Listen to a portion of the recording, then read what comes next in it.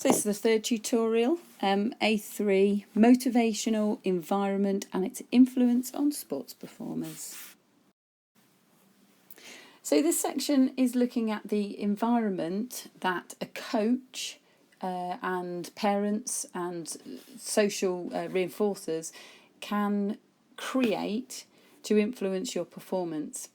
So the theory suggests that if you create an environment that elicits motivation, and it refers mainly to the conditions set up by coaches rather than the physical conditions, like whether it's a nice, clean, warm, pretty environment to be in, you're more likely to have motivated learners. And this next part goes through exactly how to create an environment that will encourage well-motivated, driven learners. So the influence of the coach, first of all. It's important for leaders to know their role and strive for excellence. So it's important for leaders to appreciate that if they rock up to a training session completely unprepared and really not that bothered, would perhaps rather be doing something else, it's going to be read by the learners.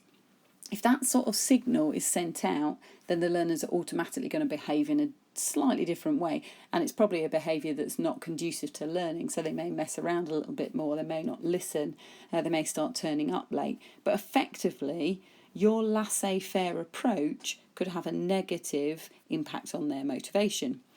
If as a coach you turn up, you're enthusiastic, you're keen, you're well prepared, you've asked them what they want to cover in the session, so you know the session is relevant to them, and they're interested in learning that part, then their behaviour is going to be very different. It's going to be conducive to learning. They're going to appreciate the efforts that you've gone to, and they will behave better. Therefore, more learning is going to take place. At least that's the theory anyway. So coaches need to understand how they are portrayed to send out the right message. So the aim of the leader is to develop a mastery climate. A mastery climate is nothing to do with temperatures. It's to do with making your session facility, the place where you're running your session, making it conducive to learning, so they can master the skills, so they can improve their skills. That's what mastery is. They want to get better at something. They want to master it. So the theory has suggested that they use the acronym TARGET, T-A-R-G-E-N, target, G-E-T, target. Target stands for, obviously, for 6 different things. So we'll look at tasks first of all. To make a mastery climate, to create a mastery climate in your sessions, tasks should be specific. So they should have learning objectives. They should be specific and relevant to the activity and to your ability of student and to what they want to learn. It needs to be challenging and demanding, but moderately so. If something is too challenging or too demanding, people will give up.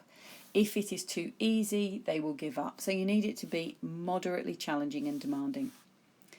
You need to have authority. And by authority, we don't mean just shouting and telling people what they're going to do and when they're going to do it. That's what we call an autocratic approach.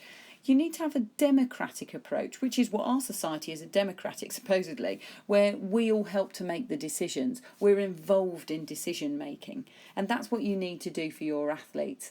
Let them tell you what they want the session to be, or what they want the learning objective to be, the main bulk of the session. What sort of practices do they like to do? Are there any games that they just absolutely love doing that you could tweak a bit to fit into that session? Recognition.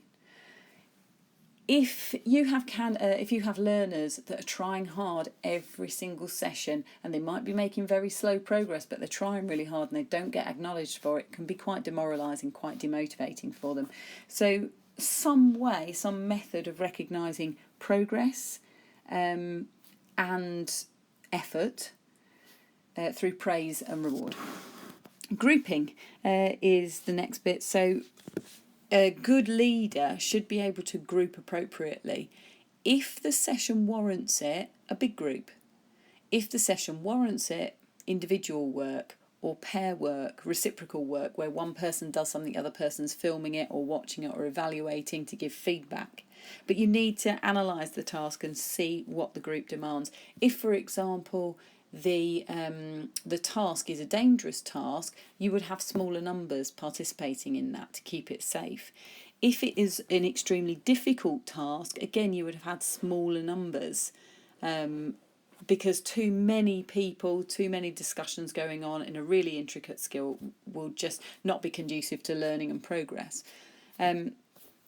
You could talk about that for a long time. So we've got to keep it brief, but grouping, whether you work in individuals, pairs, small groups, large groups, depending on the task and what the task requires.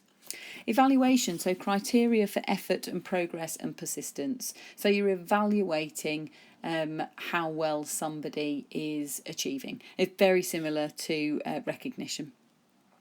Timing, acknowledging that different learners work at different rates and progress at different rates. That's called differentiation in a teaching world.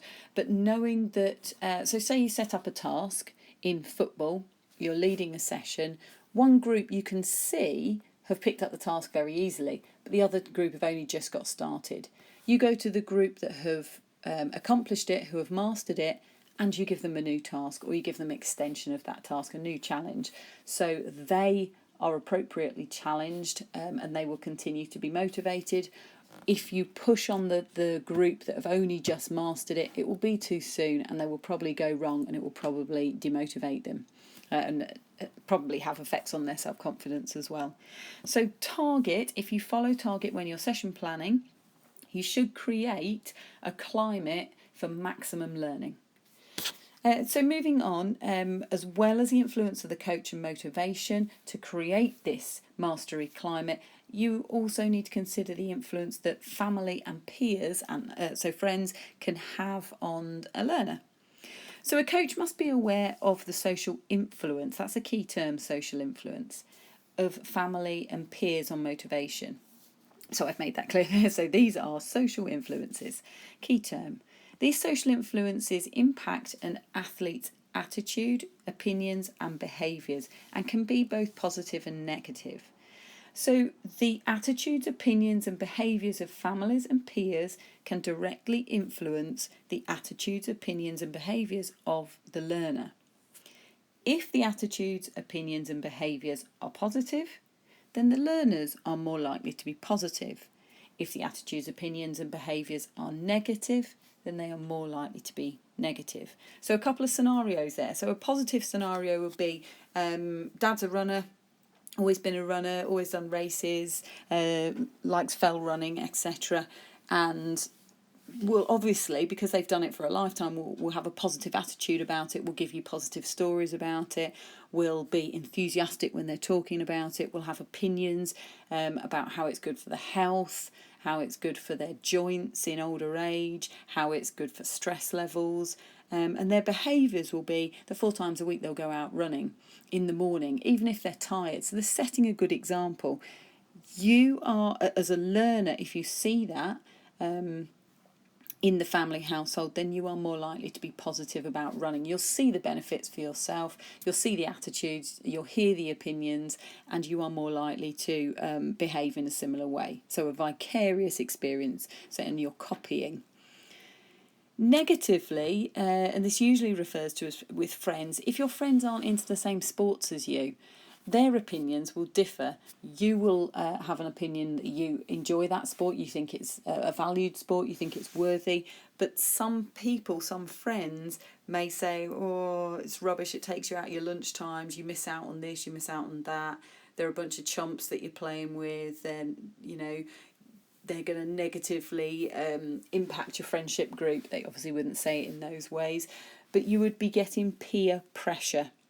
That peer pressure would be the opposite of what you need to excel in that sport. It will be differing opinions to what the sport are trying to portray, and that can have a negative impact. For some people it could mean that they don't go to training and that they give up the sport completely. So support from social influences or influencers are more confident about their performance and ability and more successful. So basically, if you are supported, then you will have increased ability. And if you've got increased confidence in your ability, then you're going to be more successful. That's what the theory says. What are you going to be more successful in? Well, you might maintain a training program for longer. You may get up 4 times a week, every week, 5 o'clock in the morning, and go out for the run. You're going to have better task persistence. Parental support can influence in terms of role modelling. So they could be a good role model for you. That's a positive role model. Could be a negative role model.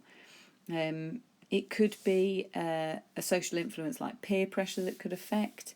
It can be social support, like your parents will pay for the fees, pay for the equipment, pay for the transport, and that would have a positive effect on your attendance and your task persistence. I continue with this. There's 2 more on the next page. So the next part of it then is influence of personality on motivation. So we've looked at the influence that parents have, and we've looked at the influence that a coach has, and now we're having a look at the influence that the personality of the performer has on motivation. So there are 2 schools of thought here. You've got a trait theory and you've got a social learning theory, and these are theories of personality and how personality is produced. So trait theory believes that you are born with certain characteristics that make up your personality, and these don't change. They're innate, they're enduring, they're stable, they're consistent behaviours. So it kind of says that either you're a motivated person or you're not a motivated person. It also states that a person may therefore be driven, and if they are driven, if that's their personality trait, then they will be driven in all situations. Well, we know that to not be strictly true, because I would be motivated to do a high intensity interval training class, but I wouldn't be motivated to do a 2.5 hour run. So there are flaws in the trait theory. Internal rather than external, so it refers to the level of motivation here. So it says that motivation is not influenced by anybody else. It is down to you and what you think and what you feel, and it cannot be influenced by anybody else. So we know there are definite faults in this part of the theory. The social learning theory, however, is on the opposite end of the continuum to this, and they say it's a learned behaviour, which it is learned. You do learn how to behave, and that's through modelling. So you watch somebody, it's called a vicarious experience. You're watching them and you're thinking, yeah, I agree with that. I can see the benefits of that. So you then copy and behave in a similar way. So we have just been talking about the influence of parents and family and friends, and this is what it's referring to, social learning. It can be positive or negative reinforcement that can strengthen or weaken behaviour patterns. So I need to explain that. Positive reinforcement, it's praise, well done, that was absolutely brilliant, you tried really hard. Negative reinforcement is a little bit confusing. For anyone who has ever been near me when I'm coaching on the side of a netball pitch, netball court even, then negative reinforcement would be me shouting, get back into your position. Get back, move back to the goal third, move back to the goal third. Negative reinforcement is me stopping. If I stop shouting at someone to get back into their position, then they know that they have done the right thing.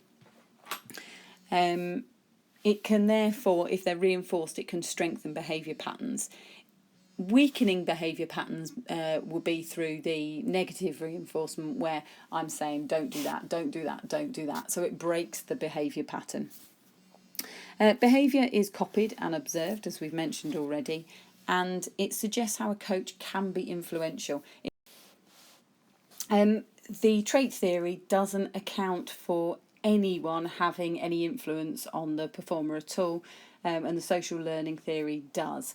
I can't go into too much detail with this because it's not on the syllabus, but in terms of personality, there is another theory called an interactionist theory, which takes into account both the trait theory and the social theory.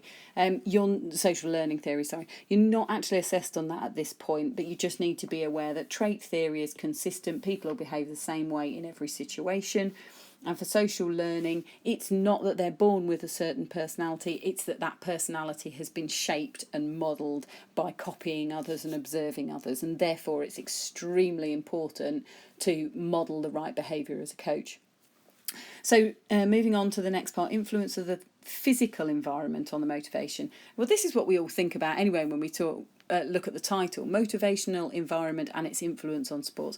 The first thing you think of is, oh, you've got to have if you've got nice surroundings, you're going to work harder. And it's true, you do. We call this aesthetically pleasing. Aesthetically pleasing. And if you are in aesthetically pleasing surroundings, it will increase participation. Fact, it actually does increase participation. It increases task persistence, it increases effort. It usually makes people behave better. The other thing is photos of successful teams. Theory suggests that it does inspire and motivate others. So to summarise the influence of the environment, a coach should use their influence. Parental and peer support should be encouraged. Knowledge of personality development and manipulating the environment will maximise motivation for participants. Excuse me. So if a coach uses target to create that environment, parents are good role models, or friends are good role models. They encourage, they support.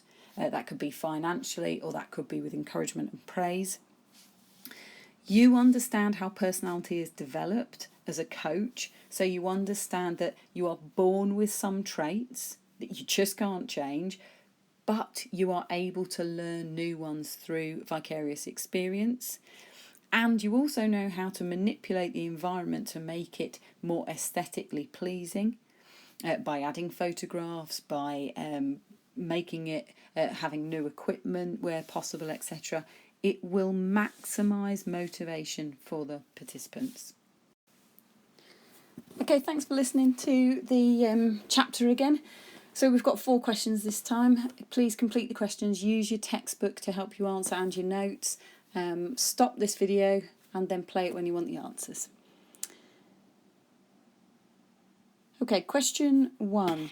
Describe why the behaviour of the leader affects the motivation of individuals they lead. So, in leadership roles, learners' behaviour is directly related to the leader's behaviour. So if a leader behaves in a certain way, then through vicarious experience, observation, copying, modelling, whatever we want to call it, the learners will pick up on those signals and start to behave in a similar fashion. So for example, if a leader is disorganised, relaxed, has a laissez-faire approach to the session, the learners will be demotivated, and perhaps their behaviour will also start to mimic that of the coach. If the leader is not punctual, then the learners will not be punctual, or less of them will be punctual. They won't place any value in it, and they will be less motivated. If a leader is goal-driven, if they're prepared for sessions, they're enthusiastic, they consult with you about what you want the training session to be, so you see it of value, all the things a good coach should be, then your learners should copy and mimic that behaviour, and therefore be more motivated. It's basically to do, or you should acknowledge in your answer that you appreciate that if a leader is motivated, then the learner will also be motivated. Or if a leader is positive in behaviour, then the learners will be more motivated. Okay, question 2. Identify the 6 areas covered by the acronym TARGET. Okay, TARGET is aimed to help you remember how to create an environment to develop mastery of skills. Now you need to have that. You need to say what TARGET is first of all. So I'll repeat that again. TARGET is an acronym to help you remember all of the factors you need to create an environment where people can master their skills. An optimal environment where learning can take place. So TARGET. T stands for task. So you must put on a variety of moderately demanding or challenging tasks for your learners. A is for authority. Having a democratic group where learners get to make some of the decisions, such as what's going to happen in the training, the way the training is run, when it's going to be run, what sort of rules you're going to have on match days and things like that. If they're involved with it, then it's going to create an atmosphere where learning can take place. Recognition. So recognising people's progress and praise. There is nothing worse than you doing really well and no one really acknowledging it. Grouping. Individual and or working as small groups, big groups, pairs. So you look at the abilities that you've got, you look at the task that you've got, and you group accordingly. If you've got an unsafe activity, then you would do smaller groups. If you have quite a mundane, closed task, you would be able to do larger groups. If you are looking at set plays, you would have just the number you need for that set play, possibly one observer on the outside of it. So you're giving that some thought. Evaluation. Criteria to evaluate the level of skill, the level of progression, effort and task persistence. T for timing. So you should have an appropriate pace for your sessions, and those times and that pace of the lesson will differ depending on the ability, and that may be that one pair moves on before the other pair has even started on that particular task, because you've acknowledged that one group is working faster. Question 3. Explain how friends and family could have positive and negative effects on motivation. So friends and family, their attitude, behaviour, opinions can impact learners' motivation. That's the place to start. Attitudes, behaviour, opinions, all key terms, impact learners' motivation. They are social influences, key terms. Positively, friends and family can support you. If they have support and encouragement, it increases confidence of the learner. If you have increased confidence, you will have increased success. If the family has confidence in your ability, then that automatically makes the learner have more self-confidence in their own ability. If family and friends are role models, so they're also doing a similar thing that the learner can copy, this is a form of support that can also influence their motivation. Social support from parents and friends, such as transport, costs for fees and things like that, and equipment. This, although it's quite a practical thing, it does help, so they need to be put in as well.